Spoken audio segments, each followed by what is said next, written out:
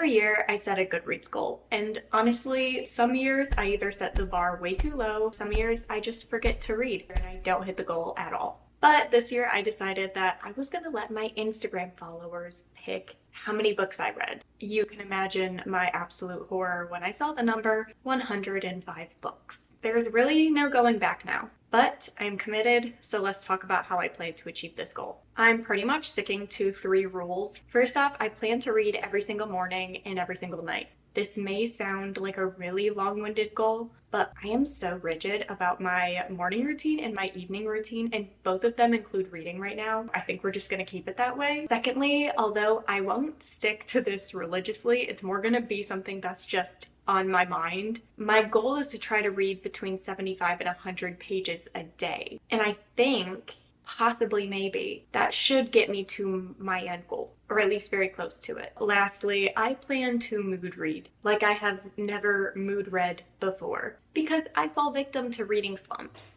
a lot.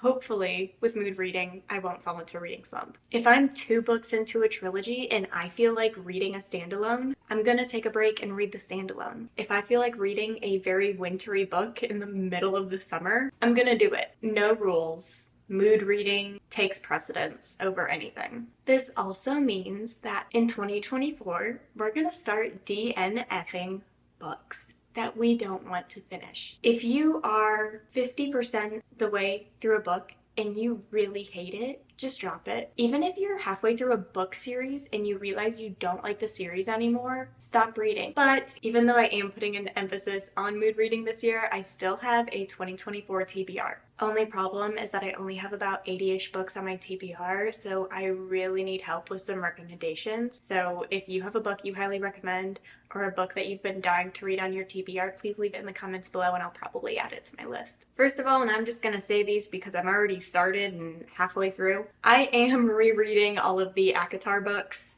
because of the release of House of Flame and Shadow. I read Throne of Glass last year, but I'm rereading the rest of the books, and that is pretty much my month of January, so don't expect me to read anything else because that is a lot of books right there. After January 30th, I will be rereading all of the Stalking Jack the Ripper books. I have reread the first and second book a bajillion times, but I've actually never read the third or fourth book for some reason, so I plan to read them all this year. Then there's Lore, House of Hollow, the classic Peter Pan. You will notice there are a good bit of classics on this list.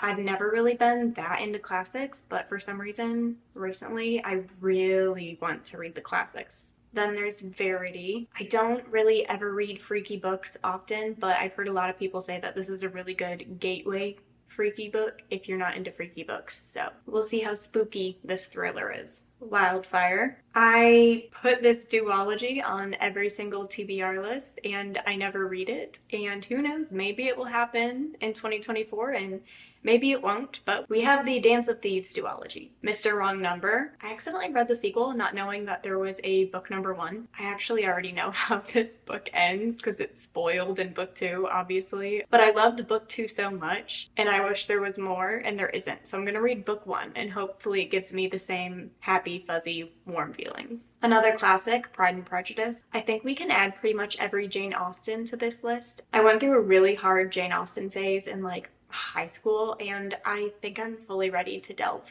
back into that again. We have the entire At Last 6 series, including the prequel. A Dawn of Onyx. I honestly know nothing about this book except for the fact that one of my favorite fantasy podcasts of all time went through a really weird phase where they promoted that book like every episode for a whole season. It was probably a sponsorship, but they couldn't stop raving about it, and I trust their judgment, so we'll see. The entire Shatter Me series, including the novellas. This is a 10-book series. Then I have the Once Upon a Broken Heart trilogy, and I actually just got the first book in this trilogy in my most recent vlog, which is the Ultimate Bookish vlog. So if you're watching this, you probably like books. I'm gonna assume you would really like this vlog, and you should probably watch it because I had a lot of fun making it. There's a little book haul at the end, and spoiler alert, I got the first book in this trilogy. Then there's Hello Stranger. I loved Bodyguard by the same author. Powerless. Oh my word, this has been on my list for forever, and I believe the second book, the sequel to Powerless, I don't know what it's called. Let's add that one to the list.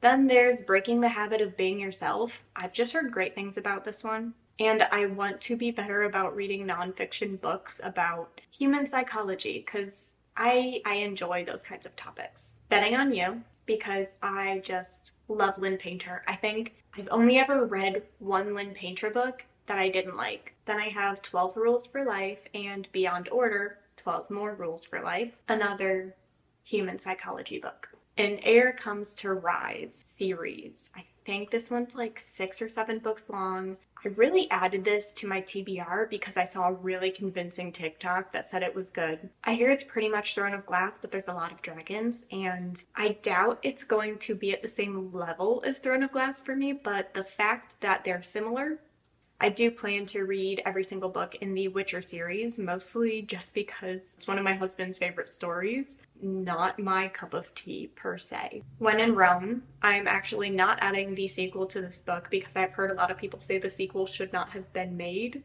It sounds harsh, but it seems like a pretty across the board opinion about the sequel, so I'm just not gonna mess with it. Eliminate Negative Thinking. Fernanda Ramirez recommended a couple human psychology books before. Every single one that I've read that she's recommended has been amazing, and this is another one, so I'm sure it will also be just as good as the other ones. Then there's The Pivot Year, The Mountain Is You, and Fluent Forever. More nonfiction books just about living life in general. Obviously, Fluent Forever is more about learning languages, which I'm taking a lot more seriously this year than I have in past years. Speaking of, I plan to read Harry Potter and the Sorcerer's Stone, as well as Harry Potter and the Chamber of Secrets in French this year. I will say that I use, what's it called, the Junior series? I do get the books through a company that writes the books in simplified French, so you do have to be really conversational to read it, but it's not going to be super complex and abstract language. Then Happily Never After, which actually isn't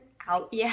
What Happens After Midnight. I did read Summer of Broken Rules in March of last year, and I read it in a single day because it was so good. I just sat down by the pool. I read the book in one day, and it was really, really good. So maybe this book will also be a one and done book. Then I have the Darker Shade of Magic trilogy. Don't know much about it. I've just heard good things. Then I have all 5 Magnolia Parks books. I don't know what's happening to all of the book talkers and the booktubers, but I heard about these books a while ago from Sarah Caroli, and it just didn't sound like my cup of tea. But I'm hearing so much about so many people, and they're all saying that they're like converted to this whole new genre because of how good these books are.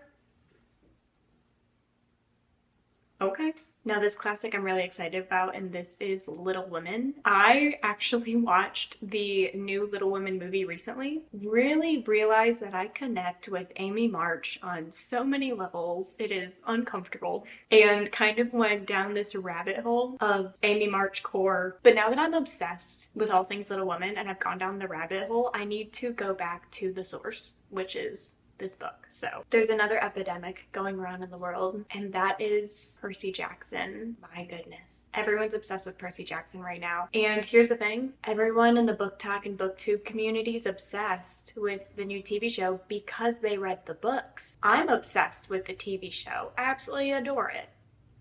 But I've never read the books. I've never read the Percy Jackson books, and I'm so sorry for my crimes against humanity. And I can't say I'm a true fan unless I read the books, so I'm looking forward to doing that. I don't think I'm going to get into like the comic book area of things because I'm not really into comic book reading, but all of the written books, I plan to crank those out this year. Then I want to reread the Legend trilogy. I think rereading all the Sarah J Maas books has me kind of going through this whole I want to reread every single book that I've ever read phase, and that's always scary because, you know, rereading a book that was your favorite when you were in middle school, like what if I reread it and I hate it and it ruins the memory? I'm trying not to overthink it though. And while we're on rereads, I know it hasn't even been a year yet, but I want to reread the Caraval books. They were just so good and I read them too fast. Then I want to read the Skies trilogy simply because I always say I'm going to read them and I never do. It's time to just do it. And the last and final book on my list. This may make me delusional, but I feel like if I put this on the TBR list, it's gonna happen. The 5th ACOTAR book. Sarah J Maas has announced that she's working on it. and she's writing it. My heart is telling me it's gonna be out this year. I have it on my TBR. I'm gonna read it this year. Even if it doesn't come out in 2024, I'm gonna find a way. I need to get my hands on this book. Obviously, there is lots of room to add more books to this list, so please, please put in the comments anything that I need to add to this list because I could really use some help. Well, that's all. So you can either hit the subscribe button or you can check out this bookish vlog that I did. I built my bookshelves, organized them, and went on a fun little shopping trip.